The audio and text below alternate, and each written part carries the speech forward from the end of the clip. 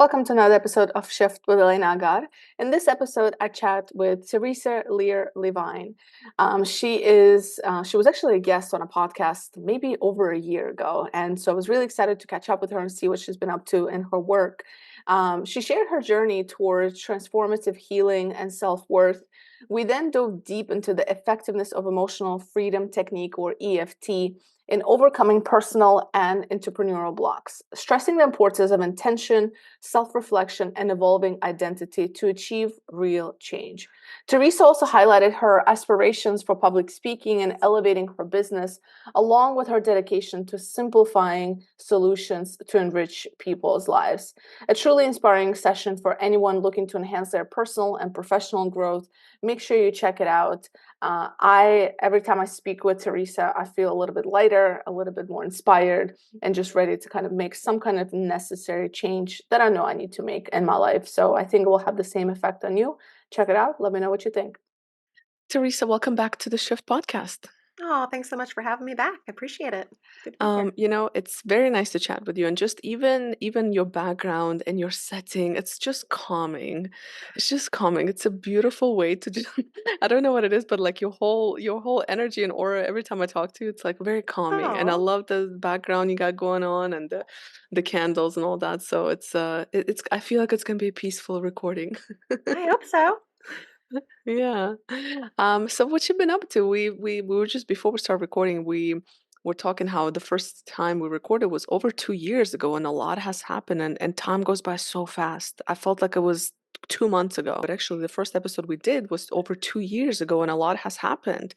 Time goes by really fast. So catch Yeah. me up. You have a book. You've done a lot of different things. I mean, I'm following your social media, of course, and so I Yeah, feel like I stayed connected with you, but I feel like I've also absolutely. missed a lot of things that you've done. So wherever you want to start.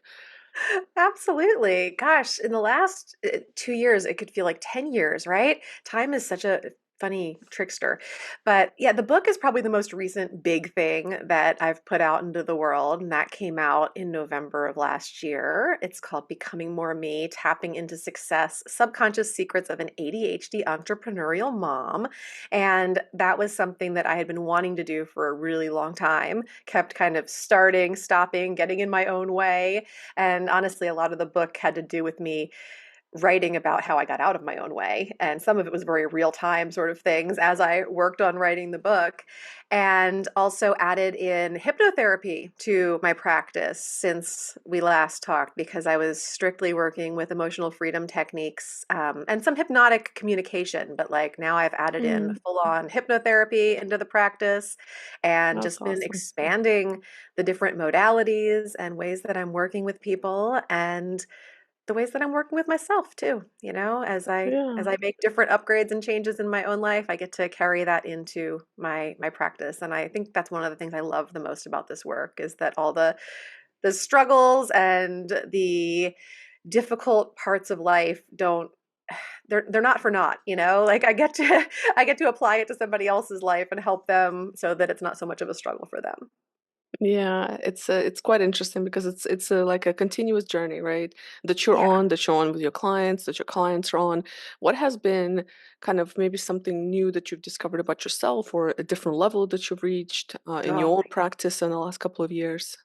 Yeah. Well, when I went to start writing the book again last year with the help of, my publisher and, the right people to keep me on track and keep me accountable, one of the big things that I wanted to make sure I kept in my environment throughout the writing process was pleasure, because I Mm, felt like it had been so on the back burner for me in all different parts of my life. I mean, pleasure makes everything better. And so I actually, made sure that I was taking, programs and involved in courses and things all revolving around pleasure while I was doing that. And it's so interesting how triggering that was for me, to bring that in and to allow things to be easy and fun and light and full of pleasure. mm, And it also had a really well, it turned out to be a great effect on, my marriage and my relationship with my husband. We've always had a good marriage, but like, you hit little bumps along the way and you figure Sure. things out and Yeah. you level up. And we had a lot of that happened during the process of writing the book. And as we both kind of went through the discomfort of bringing more pleasure Mhm. into our lives, it's funny how something that should be like so easy can feel so Mhm. difficult when you're not used to it naturally being a part of your life. And I think, especially as women, we've been kind of taught to back burner it. We got other things to do, and there'll be time for that later. And, really learning that there's time for it all the time, that, Yeah. fun, pleasure can exist in the midst of, everything from doing the laundry to, whatever. Yeah. It has a place for it everywhere. But yeah, that was definitely a big up leveling for me. Yeah. I'm curious, so you've been doing this work for close to 10 years now, right?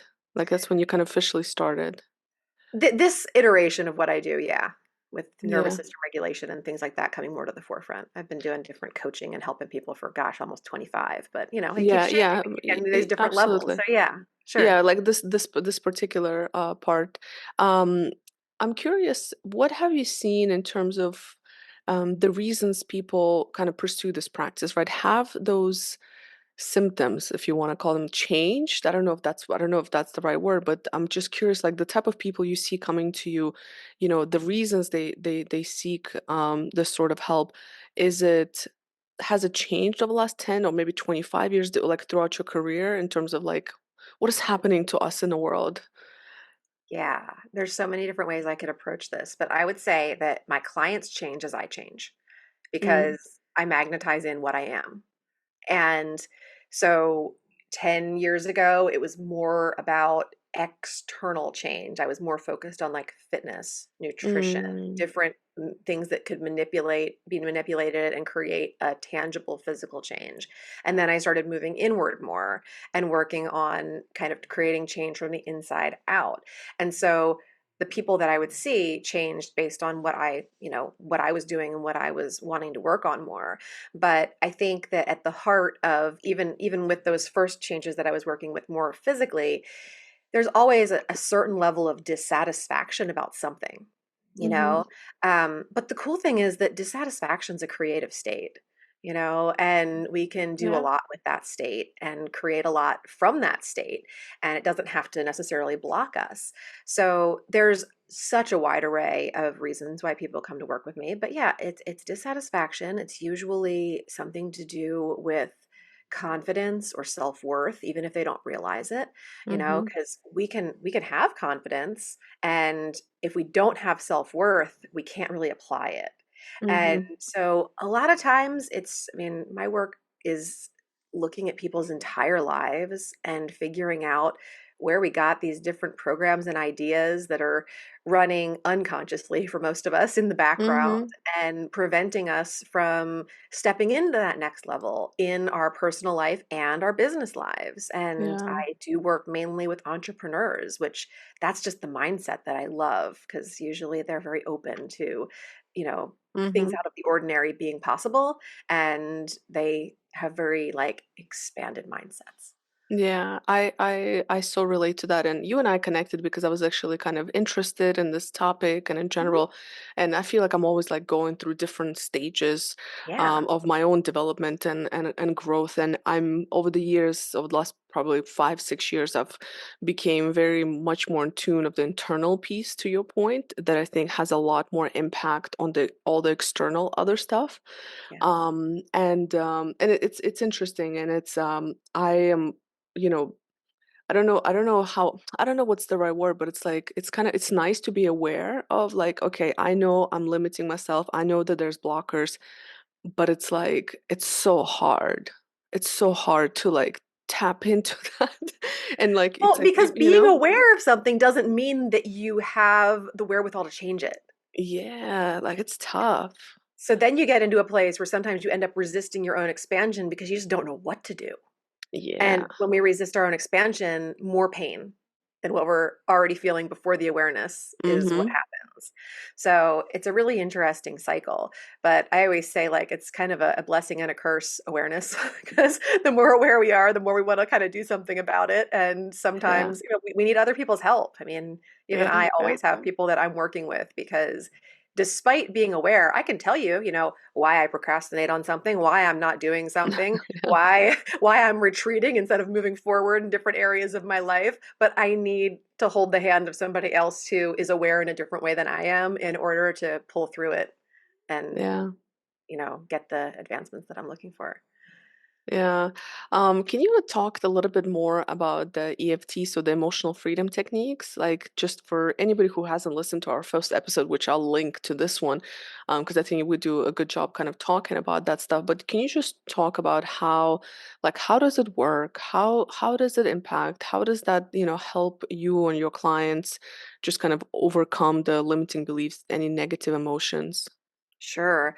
And I got to say, I was the biggest skeptic when I first learned about this modality because it just seemed too simple. We literally are tapping on different parts of our body with our fingertips while we're talking about the issue.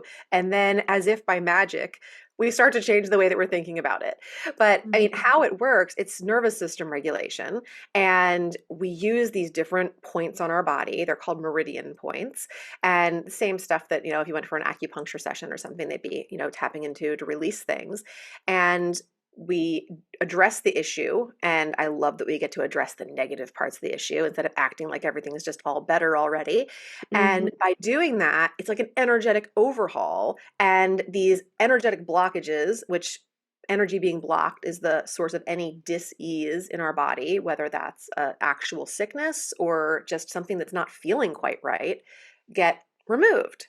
So, Mhm. I mean, it's crazy that it can be that simple, but all I know is that when I first started doing it, the change in the way that I felt, the change in the way that I showed up in both my business and my personal life. I mean, as a mom of very young kids at the time when I first started learning how to do this, my temper was a lot hotter back then, and I was able to calm it down really easily and show up as a more present and peaceful mom. And I was able to get momentum in my business where I had been lacking it before. And Mhm. break through different money blocks. And it was just like, how is this actually working? But I Mhm. mean, it allows things to go a lot deeper than just with talk therapy. So, Yeah. we're all kind of familiar with the idea of talking with a therapist and, kind of getting our feelings out, but it doesn't usually change the way that we show up. And a lot of times it's kind of like what you're talking about with awareness, where it's like, well, we already know better. We know why this is happening, but why does it keep happening? We just feel like we're up against a wall. And when I actually started regulating my nervous system along with talking about it, things started to change. So Yeah. it's a simple process. You can literally use it on anything that you can feel.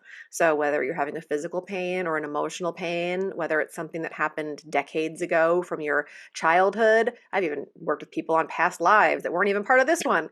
It doesn't matter. Or if it's something that you're future pacing and you're anxious about that hasn't happened yet, and who knows if it will, we can Mhm. apply it to anything. And Mm. I just loved how it allowed me to get present because that was a big struggle for me is wanting to be a present mom, wife, and being present with my clients and feeling like I was always kind of mentally somewhere else or trying to figure out the next thing or worried about something I already did or something that hadn't happened yet and not really just where I was, which is the only place we can do anything.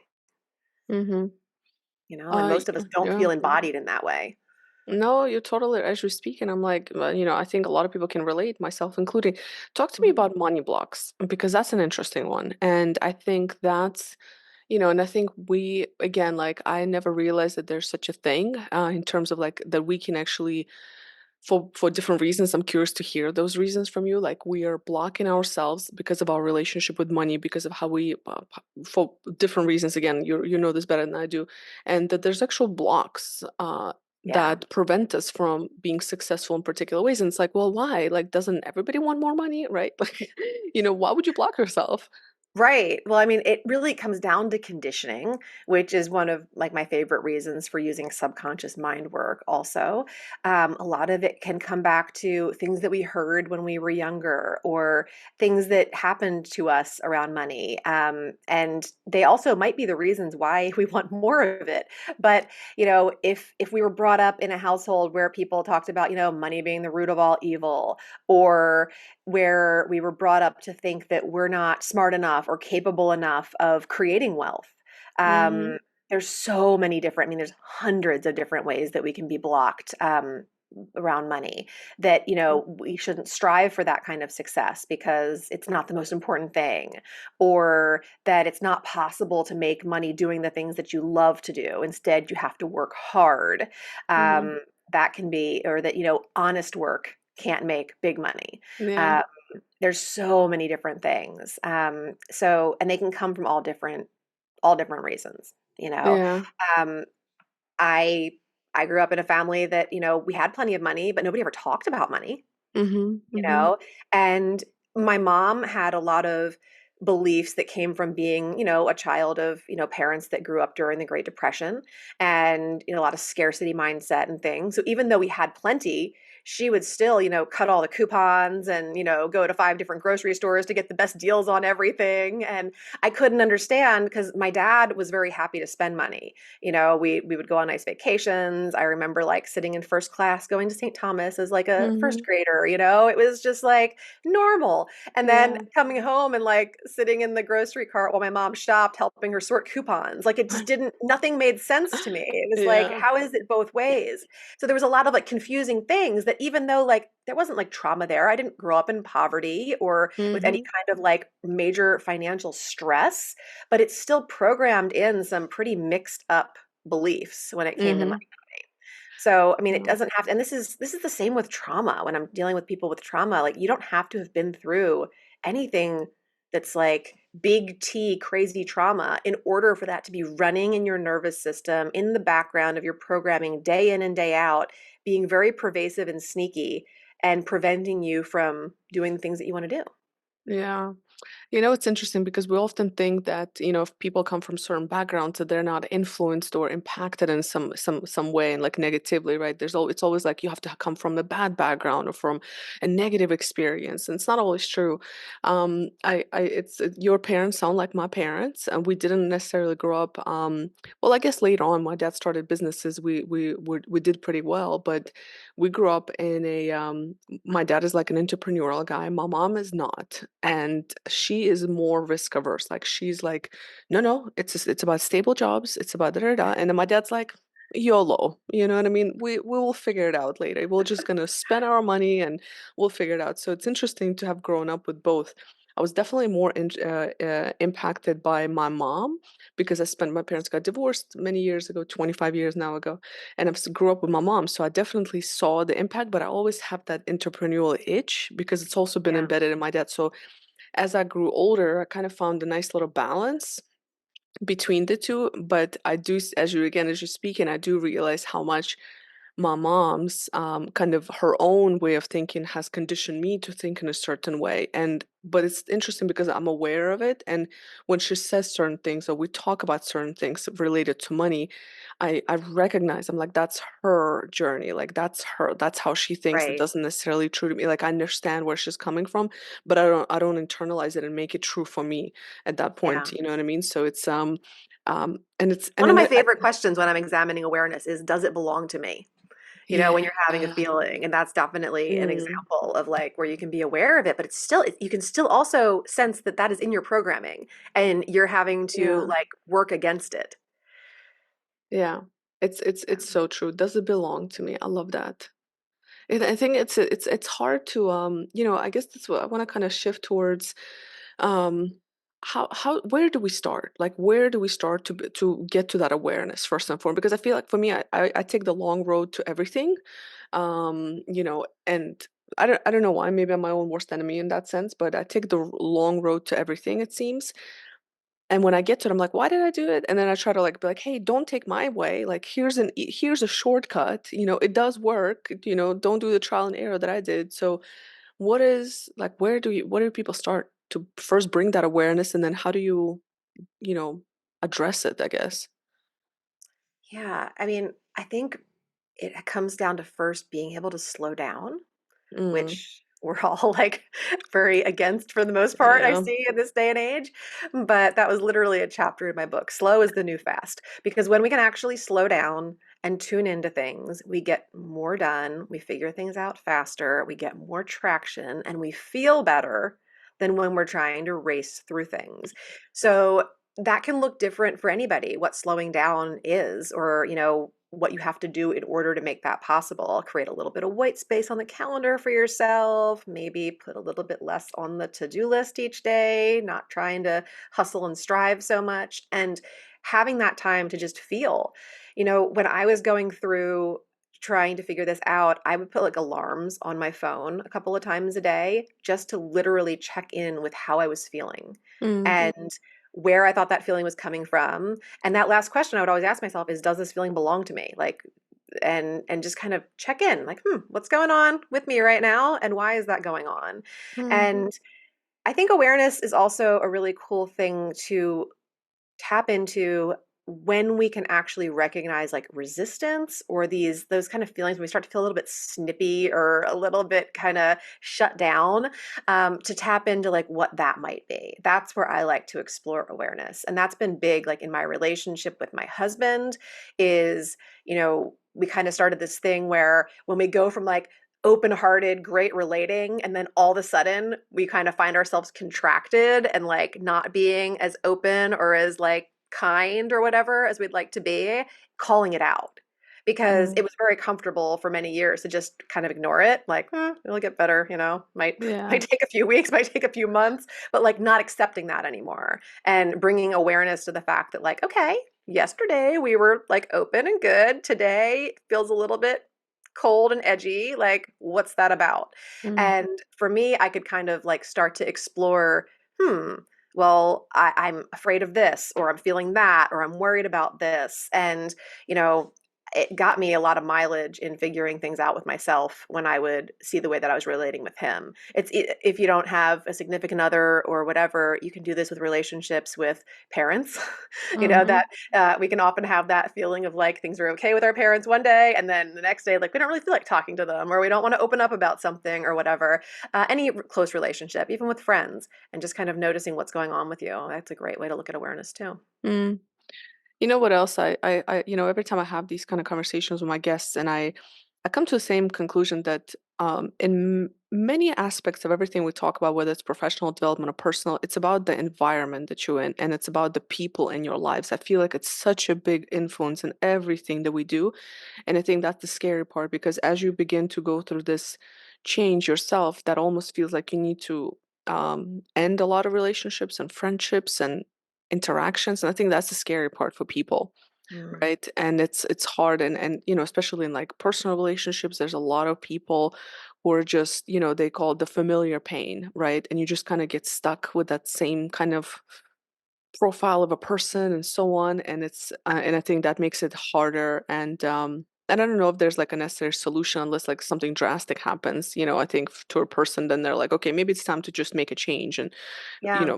choose differently. But I see this quite a bit. It's you know I have friends, and I've been in many not so great relationships. Now I'm in a great one for the last 2 years, and like it's all Good. good. But I still see a lot of my friends, and I'm like, oh, I've been there. And it's like, how do you help people, whether it's a romantic relationship, whether it's a friendship, but it's like, how do you escape that circle of just coming back to the same profile of people and friends in your life, if there's even a way? I don't know. There definitely is. I don't think everybody's ready for it though. I think Yeah. people bounce around in that cycle until, they're sick of it sometimes. And for some people that takes longer than others, but nothing changes if nothing changes. So I think it's helpful if you have somebody that is, like like me that can like walk you through situations. I deal with people a lot of times that are going through breakups or going through starting a new relationship, starting a new business, all these kind of like transition points where it's like you don't want to show up as the same person that you showed up as last time you tried to do something like that. And you maybe don't yet have the developed intuition, self trust, kind of stuff developed to really do what's right for you and not fall back into those ruts. And I oftentimes, if I'm taking on a client that is contemplating a relationship ending or knowing that some big decisions might be ahead, it's one of the first things I tell them is like, we're going to figure out some stuff together, but you have to be willing to take the action that is aligned with the outcome that you most desire right now. And Mm, because if you don't, you're going to be in a worse place when we're done doing this work than before we started. yeah. So, yeah, having a hand to hold, whether that's a friend or a counselor, a therapist, whatever, somebody that can see it through eyes that aren't clouded by all of the conditioning and programming can be really helpful.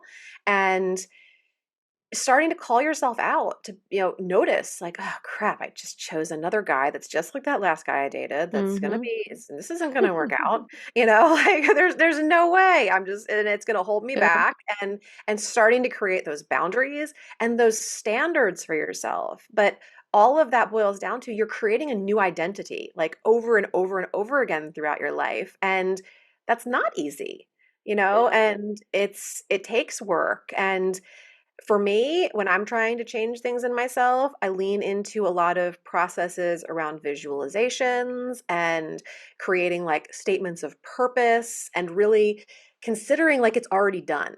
Like I'm already this person that shows up to relationships differently. I'm already attracting the right people that I want to be in my life.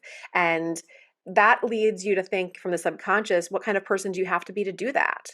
And Mm, it's a then great your point. subconscious starts answering those questions for you and it starts happening. So I mean, I literally start every day off by listening to one of my own like hypnotic kind of recordings that I've created for myself, and I do this almost every quarter if not more because it's amazing how quickly we start to pull into our life the things that we're actually really focused on a daily basis. And starting my day off with that energy and that alignment makes the whole day different. Mhm. So, yeah, I mean, we have to be intentional. I guess that's the biggest thing. If you really want to change things, it needs to be on the forefront of your mind and your consciousness on a regular basis. It can't just be something that you reflect on every so often and expect to change. Yeah, you made an excellent point about many excellent points, but one that particularly stood out to me is the you have to become like who do you have to become to have that life to run that business. And I think that's the important part because we always because then you have to tap into that subconscious. You're like, okay, well, so who I was, who I am now, and not that there's anything wrong with this version of it, but if you want to go Yeah. that next level, you have to something has to change and you have to become this person who already is in that space. And I think I've heard this some time ago, and it's definitely been a game changer. It's like, oh, okay, that's where it's at. Like, it's not about the doing. It's about like actually, it's a lot of the mental pieces that then drive the action. Yeah, I like to say be more and do less. Yeah, that's a good Because the one. more that we can become, and my business is called Becoming More Me. So I mean that's at the Mhm. basis and heart of Yeah. everything that I'm, writing about, coaching, everything else. That we're always in that state of becoming. And it's also really important to appreciate where we already are instead of just always feeling like we're not enough where we are Mm-hmm. right now. We have to actually feel the enoughness in the present moment in order to draw more of it in. So a lot of times I think people approach goals wrong or these desires they have for becoming that next version and almost like traumatize themselves and Mm-hmm. or create this gap that's so big between like where they feel like they are now and where they want to be. And that can be really difficult too because it can make you feel really hopeless. And I think it's really important to find the things every day that you're already so grateful that you have become. Mm-hmm. And you know I think too often we forget to kind of connect the dots backwards and appreciate how we've come so far. And we can't do it going forward. But we love to try to do that. And then we end up in what like Dan Sullivan, who's a coach, calls the gap. He has this whole philosophy about the gap and the gain. And when we can find more of the gain in our life, then we can attract more of that to ourselves. But Mhm. it takes the time to reflect, which again requires us slowing down, requires us making time for ourselves, time for our self development and everything else so that we can reflect and Mhm. give ourselves the pat on the back that we deserve for everything that we have been through to be where we are now and all that lies Yeah. ahead. No, it's very, very true. It's it's but you have to be ready for it. A person has to be ready because it is a commitment, and you have to be a person has to be ready to for that change. It's like you can lead the horse to water, you can't make it drink, right? Yeah. I'm curious. So I would imagine it's similar like fitness, where you might not see results right away. You might feel good after a workout, right? But you might not see results until later. So how long, when people come to see you, like what does that look like? Like how, I assume it varies from person to person, but like what is that journey like? Like when, you know what I mean? Like how does it all come around? Yeah, it really depends on what we're working on because some things are tangible. If somebody comes to me to work on a sprained ankle, we could have that feeling better in a session or whatever. But if they want to work on money blocks from childhood, then there's the work to do. And then there's almost like the waiting for it to show itself to you in another situation so that you can see how you do show up differently. But the stuff goes to work really quickly. And, when we do hypnosis, there's so many aha moments that just come out right in a session. And those things, they're there immediately. And then I use like a special audio that gets created through that my clients listen to for 21 days that then rewires the subconscious. So whatever the outcome was that we were looking for from that session, usually within a few weeks time, it's on its way. But yeah, some things happen very immediately, some things take longer. It just really Mm. kind of depends on what what we're working on. I wish I had a more Yeah, succinct yeah. answer for you. That's really kind of vague. But Yeah. um, No, it you it know, makes sense. Yeah. I just think that, in yeah, it's like in working with fitness. people normally for like 3 to 6 months, Yeah. we're able to cover a lifetime worth of issues and bring so much healing, so much up leveling. And there's not a person that ends that journey thinking that they're the same person they were when they started. Yeah. You know? And that to me is the most important thing is that transformation has happened. And it's not Yeah. always the transformation that people think is going to happen. So I think, releasing the attachment to the outcome is really important when you're looking to do work like this too, because you never know what's going to come in and you want to leave room for it. Yeah. No, it's very true. I think it's like with anything else, it's a process and a process takes time. I like to say that, it just takes time. And Yeah. I think it's, in a world where we look for magic formulas and magic pills and, the Ozempics of this, of everything else around us type thing. I think it's just understanding and expectation setting that it just takes time and you have to be Yeah. patient throughout this process. Otherwise, it's like, Yeah. but 3 to 6 months compared to a lifetime of not, or of being, not at your top state of mind or being, whatever you want to call it, it's insignificant, right? Right, but it's kinda like you said, there's always, like, a new cycle. So, Yeah. I mean, my clients might come out the other end at 3 to 6 months of what we were working on, but guess what? I don't wanna be a buzzkill, but we're all gonna have more things where we kinda go up and down throughout our whole entire life, but Yeah. you're gonna be doing it from a new level. Yeah. So, I think that's really the thing to value, and, kinda like you said with, taking the horse to water and stuff, when people come to work with me, they're already at the water. They're already ready to drink, and, Yeah. they know what they want, and we just work on getting it, Yeah. and yeah, I can't fix things for the rest of your life kinda thing, but I can make a lot of things, through the work that we're able to do and reflect through each other, a heck of a lot better. Hmm. That's all any of us can really ask for, right? Yeah. No, for sure, for sure. What are you most looking forward to in the next 6 to 12 months? Like what's Mm. on the agenda? I am wanting to get into more public speaking. That Mm. is kind of like on my really want to get into it more this year. So, yeah, whether that's virtual like this Yeah. or I'd really like to get on some bigger stages this year. That is Yeah. something that I'm really calling in this year. And I've got 4 boys, so just That's wanting to right. soak Yeah. up the time with them. My oldest is Yeah. in college now, my youngest Wow. is in 1st grade, so always just trying to slow down the clock a little bit to enjoy that time with them because I Yeah. know how quickly it goes by, and looking forward to whatever the next stages and things that are going to happen in my marriage might be. It's just such a fun surprise, and I feel like with all the up leveling that we went through last year while I was writing the book, there's just all Mm. this like possibility and newness that even though we've been together for almost 18 years, it just still feels like brand new and fun and awesome. So yeah, Yeah. and now that the book's written, that's kind of like off my shoulders. I'm just really leaning into the work that I'm doing and the people that I'm working with, and up leveling my business systems and things too. Behind the scenes of what I'm doing, it's always trying to simplify. Hmm. Embrace the lovely advantages of AI and Yeah. put that to use in my business. And yeah, just I love being an entrepreneur and I love geeking out on all that behind the scenes system stuff and getting my team on board supporting me and everything else so that I can do what I truly love most, which is the hands-on work with the people I have the privilege to work with. Yeah. I love that. I love that. What is one question you wish people would ask themselves more often? Hmm, that's a great question. Ask themselves more often.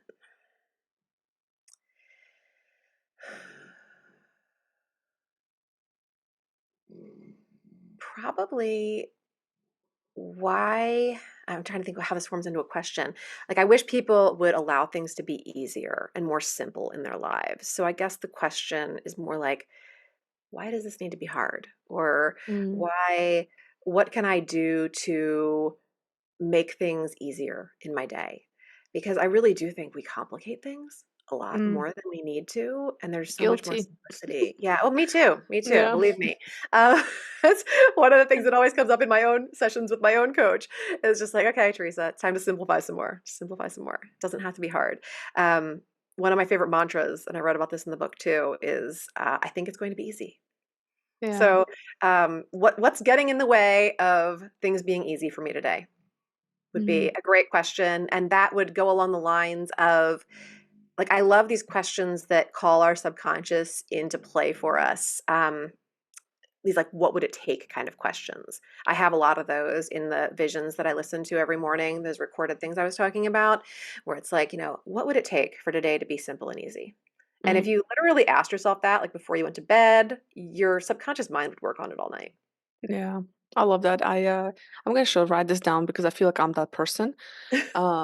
It's like what is and it's something I've been looking to change over in my professional life. What I've done that has been a game changer is I try to focus on solutions versus problems. So whenever, like, if somebody would come to me in my work life like with a problem, and I would just focus in on the problem, Mm, and I'll be like, and I would just go into like wasting a lot of energy on the problem. And I was like, and it's like, instead of just like there's a solution, everything is pretty much solvable, most things in life, most things at work, for sure. It's like focus on the solution. So like I always say, like, be solution driven. And I think that's yes. also very much like be, because that will, and that changes my mindset work wise. I think it's like, okay, Yeah. like what's the solution, what are we trying to get to? And that's much better energy spent. I love that. I'm gonna write it Yeah. down, the hard part, because I think I complicate that in my I'm now looking into my next entrepreneurial journey. So, and I feel like Oh, I'm fun. complicating it. Yeah, I'm overthinking it, and I know I am, and I just anyway. But yeah, Yeah, so for you, it would be, why do I think this has to be hard? yeah, yeah, yeah.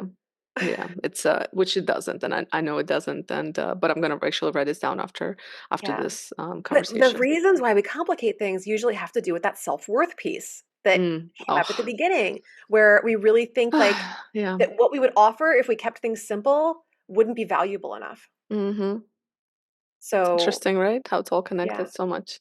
yeah. Yeah, But the self-worth is the multiplier for everything else. So, until we yeah. can get that like squared away and solid, then doesn't matter how confident we think we are or Mm, how facts. calm or clear or whatever else. It all gets multiplied by that feeling of self-worth. Yeah. Yeah, yeah. Well, this conversation has only not been just peaceful, but also soulful.